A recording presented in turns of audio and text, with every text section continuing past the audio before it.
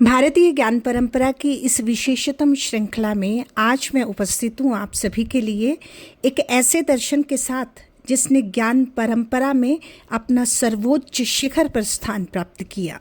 एक ऐसा दर्शन जिसने जीवन को उच्च, दिव्य और समग्र दिशा प्रदान करने का भी पूर्ण प्रयास किया, जो भारतीय ज्ञान परंपरा की अमूल्य धरोहर है और जिसने अपने ज्ञान से केवल भारत को ही नहीं अपितु समूचे विश्व को भी लाभान्वित किया है।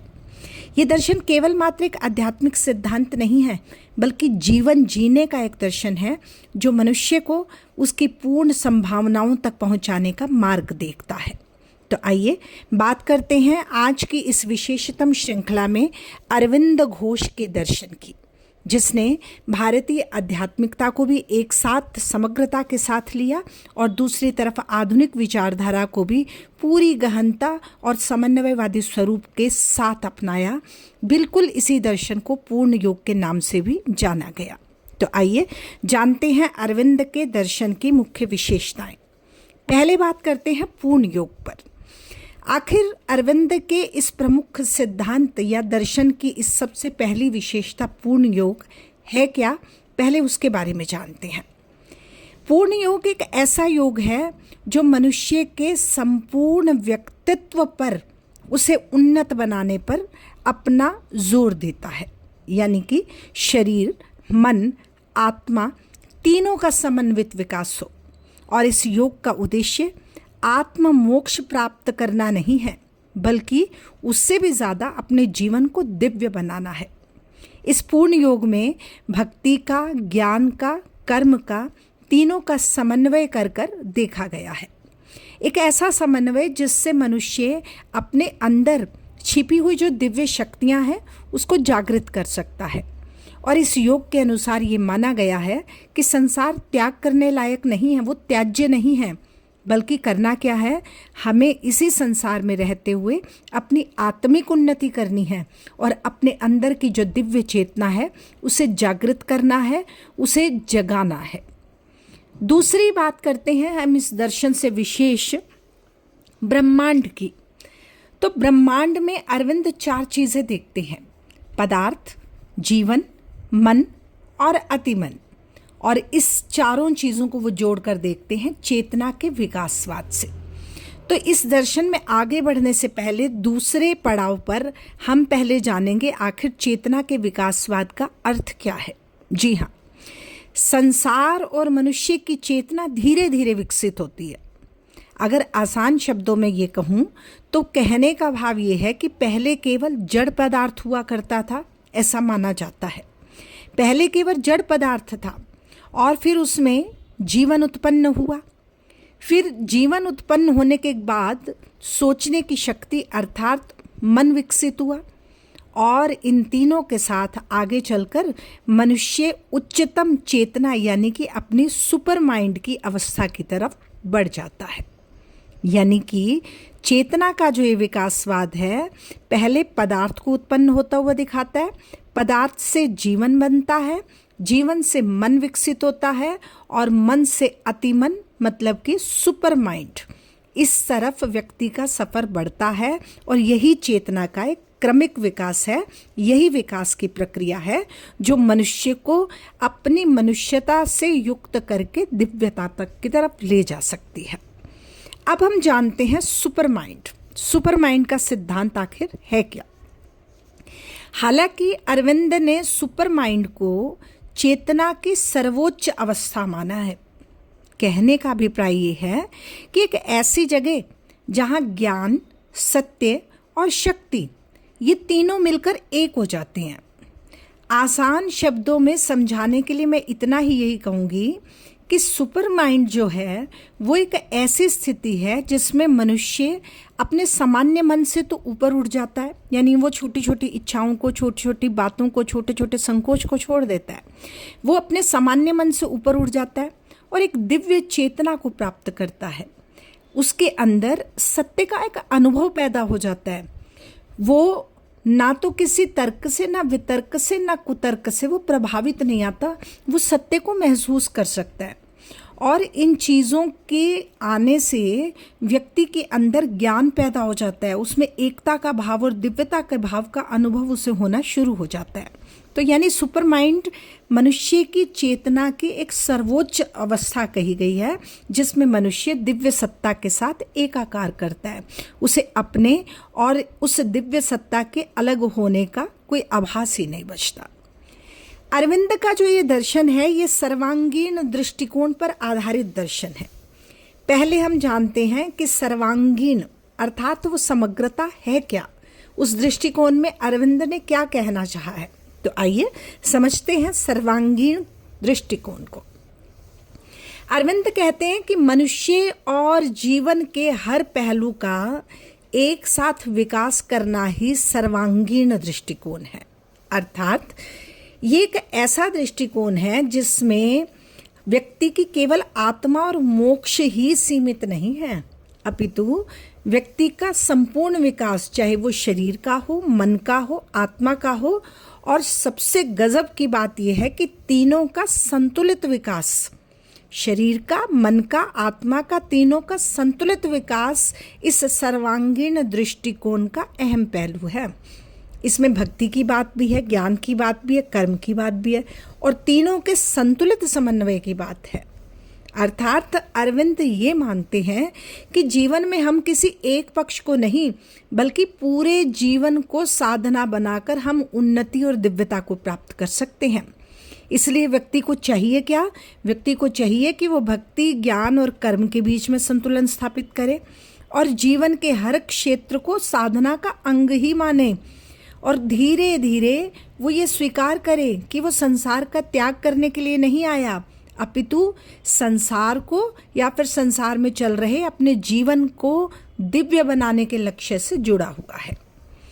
ऐसे ही अनेक पड़ावों से जब अरविंद का दर्शन होकर गुजरता है, तो एक जगह अरविंद का दर्शन विशेष बात करता है कि जीवन को साधना के रूप में देखता है, और ये अरविंद दर्शन का बहुत ही महत्वपूर्ण सिद्धांत भी है। तो आइए जानते हैं कि जीवन ही साधना है, इस सिद्धांत का आखिर अर्थ क्या है। क्योंकि अरविंद के दर्शन को सारांश रूप में ही समग्रता के साथ पकड़ना हमारा उद्देश्य है, और भारतीय ज्ञान परंपरा में वो किस तरह से अपना स्थान निर्धारित करता है, ये हम उनके मूल सिद्धांतों को समझकर और बहुत ही गहराई के साथ देखभाल कर ही आगे बढ़ सकते हैं। तो पहले जानते हैं जीवन ही साधना है, अरविंद के इस सूत्र वाक्य का अर्थ क्या है। सुनिए, मनुष्य को अपने जीवन में आध्यात्मिक उन्नति प्राप्त करनी है, लेकिन अरविंद ये बात बिल्कुल साफ साफ स्पष्ट कर देते हैं कि उसे संसार छोड़ने की आवश्यकता नहीं है। उसे करना क्या है? उसे अपने दैनिक जीवन में अपने कार्यों को ही साधना बना लेना है, यानी अपने कर्तव्य पथ पर अग्रसर होना है, अपने कर्तव्य में ही उस अलौकिक अनुभूति को महसूस करना है और उसे पूरी ईमानदारी के साथ करना है। तो वो क्या कह रहे हैं कि भाई मनुष्य ने अगर आध्यात्मिक उन्नति प्राप्त करनी है तो संसार छोड़ने की तो कतिपय आवश्यकता नहीं है, और अपने कार्यों में ही एक साधना का भाव हमने बनाकर रखना है। और हमारा हर कार्य, जैसे हम पढ़ रहे हैं, कोई काम कर रहे हैं, या फिर हम किसी से व्यवहार कर रहे हैं, या हम किसी से संबंधों का निर्वाह कर रहे हैं, यदि निस्वार्थ भाव से हम अपने प्रत्येक कर्तव्य को पूरी ईमानदारी के साथ और पूरी जागरूकता के साथ करेंगे, तो वो क्या होगा कि वो प्रत्येक चीज़ हमारी साधना बन जाएगी। यानी हमें अलग से पूजा और ध्यान और ये साधना, ये सब कुछ नहीं करना, बल्कि पूरा जीवन ही ईश्वर की तरफ, उस अलौकिकता की तरफ बढ़ने का एक माध्यम बन जाएगा। तो इससे क्या होगा कि पूरा जीवन साधना हो जाएगा।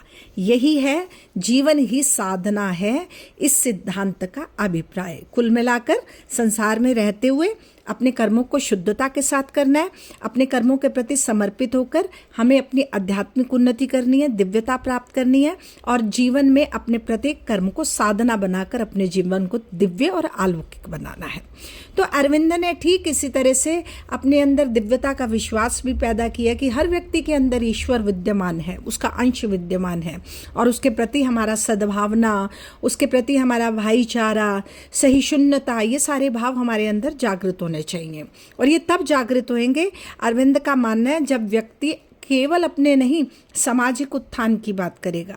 केवल व्यक्ति के विकास को ही महत्वपूर्ण नहीं रखना, अपितु मानवता के विकास को उद्देश्य बनाकर व्यक्ति को चलना चाहिए, और इन्हीं चीज़ों से वो समाज में दिव्यता का प्रसार कर सकेगा। एक बात और, अरविंद प्रकृति और मनुष्य के समन्वय की बात भी करते हैं। वो क्या कहते हैं कि एक तरफ तो भौतिक जगत है, सुख है, सुविधाएं हैं, गाड़ी है, बंगले हैं और तमाम चीज़ें हैं, और एक तरफ आध्यात्मिक जगत है जिसमें हम इन सब चीज़ों के प्रति विरक्ति का भाव भी रखते हैं। तो अरविंद कहते हैं कि अगर बात भौतिक जगत की हो तो भी, अगर आध्यात्मिक जगत की हो तो भी, और दोनों की हो तो दोनों में कोई विरोध कायम नहीं करना, बल्कि व्यक्ति का उद्देश्य है वो दोनों में संतुलन स्थापित करे, और संतुलन स्थापित कर कर ही वो पूर्णता को प्राप्त कर सकता है। यानी अधिभौतिक और व्यवहारिक जीवन में उसे मेल करवाना पड़ेगा। और आध्यात्मिकता केवल ध्यान तक सीमित थोड़े ना है, दैनिक जीवन में उसका प्रयोग भी आवश्यक है। अरविंद ने ठीक इसी तरह अपने दर्शन में बहुत ही नवीन दार्शनिक दृष्टिकोण प्रस्तुत किए, और एक जगह तो भारतीय वेदांत को उन्होंने ये कहा कि हमें आधुनिक वैज्ञानिक सोच से भी जोड़कर देखना चाहिए, हमारे अंदर पूर्व और पश्चिम का समन्वय भी होना चाहिए। ये क्या है, इसे मैं आगे चलकर अभी आपको स्पष्ट करूंगी। तो एक बार पुनः मैं याद करना चाहूँगी अरविंद के समग्रता के सिद्धांत को, जो केवल मोक्ष और संन्यास तक सीमित नहीं है। समग्रता का अभिप्राय ये है कि मनुष्य के अंदर शरीर से, मन से, आत्मा से एक साथ विकास हो। केवल किसी एक पक्ष का विकास संभव नहीं है, पर्याप्त नहीं है। जीवन के सभी पक्ष संतुलित हों। उसका पूर्ण विकास, उसकी सच्ची उन्नति तभी मानी जाएगी जब मनुष्य के शरीर, मन और आत्मा का एक साथ विकास होगा, और एक साथ विकास ही उसे दिव्यता की तरफ ले जाएगा। यही समग्रता है। एक बार दोहराना चाहूँगी सुपर माइंड को। और सुपर माइंड क्या था कि सुपर माइंड उच्च चेतना का वो स्तर है जहाँ मनुष्य सामान्य मन से तो ऊपर उड़ जाता है और अपने सत्य को, अपने अंदर के ज्ञान को, अपने अंदर छिपी चेतना को एक दिव्य रूप में प्रस्तुत करता है। ऐसे ही लाइफ अफर्मिंग का सिद्धांत था उनका जीवन स्वीकार्यता का। तो पहले जानते हैं जीवन स्वीकार्यता है क्या। जीवन स्वीकार्यता का अर्थ है संसार और जीवन को त्यागने की बजाय, यानी कि हमें जीवन को त्यागना नहीं है, संसार को छोड़ना नहीं है। संसार और जीवन, इन दोनों को त्यागने की बजाय हमें उसे अपनाना है, और उसी के अनुसार संसार ईश्वर की ही एक अभिव्यक्ति है, ये बात मान लेनी है। यानी दूसरे में ईश्वर के अंश को हमें निहारना है। इसलिए जीवन को पूरी तरह से हम जिएं और आध्यात्मिक उन्नति करें, ये जीवन स्वीकार्यता का सिद्धांत है। अब व्यक्ति और समाज दोनों का विकास कैसे संभव है? वो ऐसे संभव है क्योंकि दोनों एक दूसरे के पूरक हैं। व्यक्ति का विकास समाज को उन्नत बना सकता है, और उन्नत समाज व्यक्ति को आगे बढ़ने का अवसर प्रदान कर सकता है। इसलिए दोनों का समन्वित विकास बहुत ज़रूरी है, ना केवल एक अकेले व्यक्ति का और ना ही समाज का जिसमें व्यक्ति पिछड़ जाए, क्योंकि व्यक्ति से समाज उन्नत होगा और उन्नत समाज से व्यक्ति उन्नत होगा। अब बात करते हैं अरविंद के दर्शन के एक अहम पहलू पूर्व और पश्चिम के समन्वय की। तो जानते हैं पूर्व और पश्चिम के समन्वय का आखिर अर्थ क्या है। सुनिए, पूर्व की आध्यात्मिकता और पश्चिम की वैज्ञानिकता, ये दोनों एक अद्भुत मेल है। अरविंद मानते हैं कि जीवन का अगर हमें पूर्ण विकास करना है तो दोनों का एक साथ होना जरूरी है।